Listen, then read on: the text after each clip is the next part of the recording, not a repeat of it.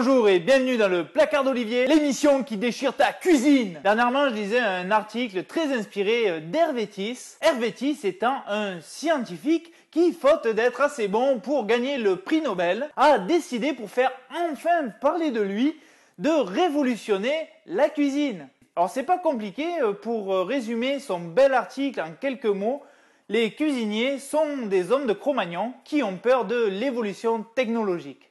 Si je te suis bien, ça voudrait dire que parce qu'on est à l'époque moderne et qu'on a des ordinateurs, il faudrait arrêter de cuisiner avec nos techniques et se mettre à cuisiner avec tes techniques de laborantin. Ce qui, par comparaison, reviendrait à dire qu'il faut arrêter de faire la musique avec des beaux instruments qui existaient au Moyen-Âge pour utiliser uniquement un ordinateur et faire de la techno.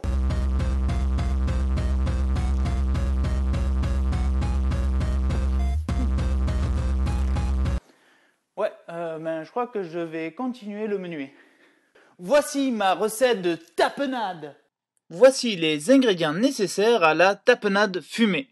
Vous devez retirer la peau de la gousse d'ail, enlever les extrémités et retirer le germe pour éviter de rôter.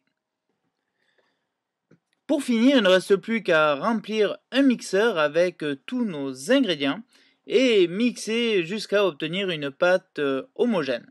Pour ceux qui auraient peur de devenir sourds à cause du bruit du mixeur, voici une belle petite astuce pour couvrir le bruit de ce bel instrument.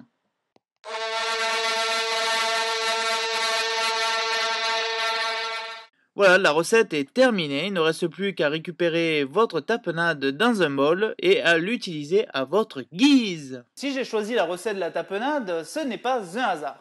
C'est simplement parce que j'ai déjà mangé dans un restaurant moléculaire et on m'a fait manger des billes de tapenade. Alors peut-être qu'à la base la tapenade était excellente, sauf qu'à force de rajouter des gélifiants pour en faire des billes, c'est dégueulasse. Voilà.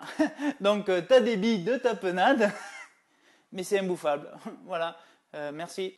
Sur ce, je vous dis bonne cuisine et je vous dis à très bientôt dans le Placard d'Olivier, l'émission qui déchire ta cuisine. Oui, alors moi je suis scientifique, mais je voulais vous dire, ça c'est pas une carotte, c'est une agglomération subconséquente d'atomes de carotène qui fait que le lapin adore ça.